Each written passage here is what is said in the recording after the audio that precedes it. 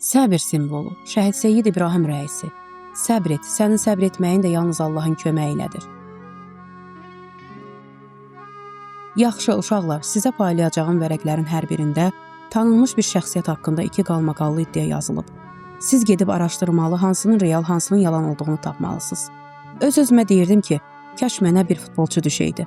Axı futbolu çox sevirdim və məşhur oyuncuların çoxunu tanıyırdım. Amma bəxtimdən mənə çatan vərəqdə bu ad yazılmışdı. Seyyid İbrahim rəisi. Cənab rəisinin adını eşitmişdim, amma siyasətlə aram olmadığı üçün onu tanımırdım. Sadəcə hərdən qohum-əqraba məclislərində bəzilərinin onun ünvanına xoşagəlməz sözlər dediyini görmüşdüm. Ona görə də həvəsim tamamilə qaçdı. Müəllim, olar mənim vərəqimi dəyişəsiz? Yox, əzizim, təsadüfən kim düşübsə onun haqqında araşdırma aparın. Həvəssiz halda araşdırmalı olduğum iddiaları oxudum. Cəmi 6 illik təhsil olan yeganə prezident. Seçkilərdə səs toplamaq üçün İmam Rza əleyhissalamdan sui-istifadə edib.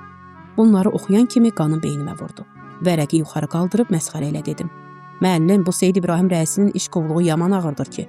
Daha yaxşı bir adam yox idi bizə verəsiz. Uşaqlar gülüşdülər. Müəllim üzünü mənə çevirib dedi. Tələsmə. Dedim axı bunlar cəmiyyətdə həmin şəxslər haqqında yayılan sözlərdir. Siz araşdırıb hansının doğru, hansının yalan olduğunu tapmalısınız. Həvəsim olmasa da ürəyimin dərinliyində bu sözlərin doğrudanmı düz olub olmadığını bilmək istəyirdim.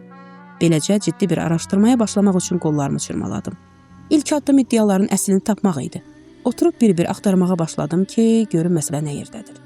6 illik təhsili olan prezident, birinci iddia 2021-ci il Hicri 1400 seçki departları ilə bağlı idi. Namizədlərdən biri iddia etmişdi ki, cənab rəisinin klassik mənada cəmi 6 illik təhsili var və bu savadla ölkəni idarə etmək olmaz.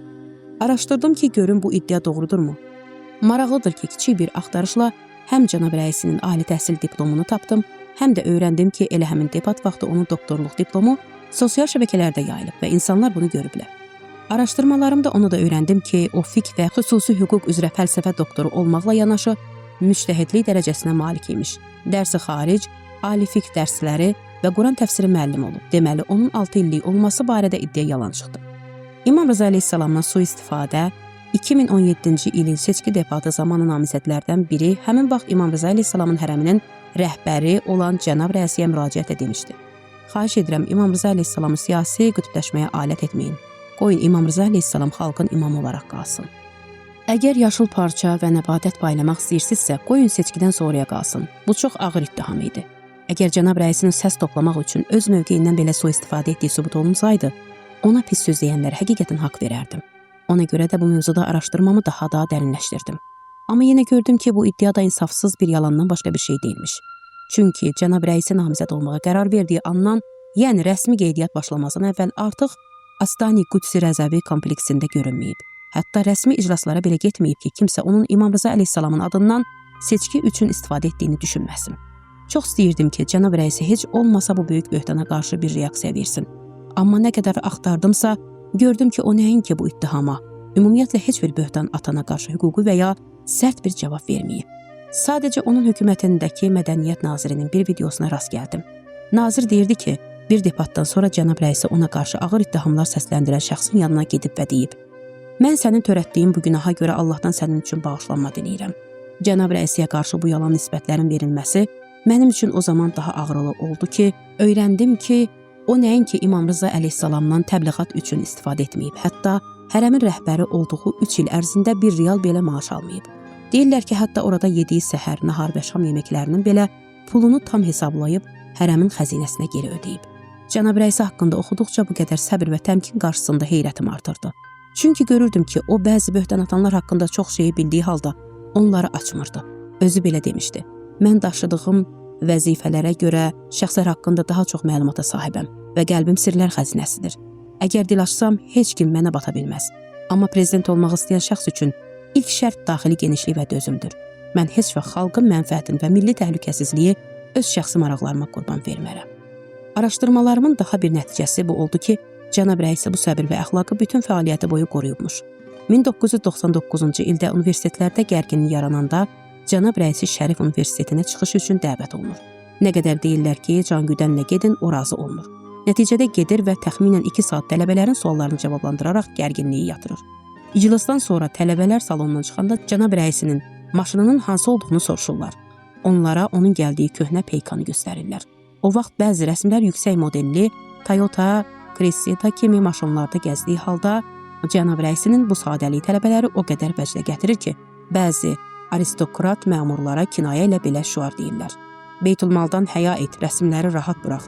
Sonra da cənab rəisin təriflərlə, öpüşlərlə yola salırlar. Ertəsi gün qəzetlərdən biri insafsızcasına elə manşet atır ki, sanki tələbələr bu şüarı cənab rəisinin əleyhinə deyiblər.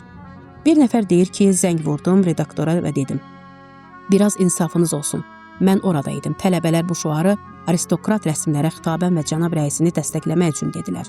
O da cavab verdi ki, işçilərimizdən biri dəcəllik edib üzr istəyirəm.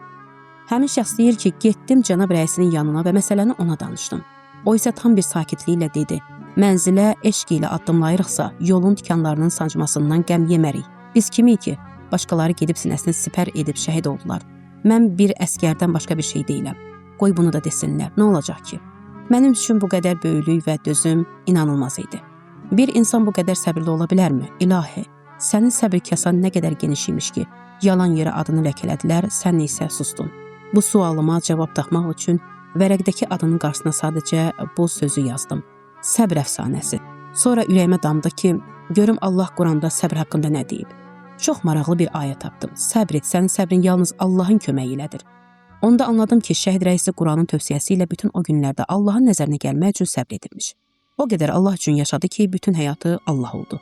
Qızı deyirdi, atam həmişə Allahın rızası dalınca idi. Onun xalqın xadimi olması əslində Allahın xadimi olması demək idi.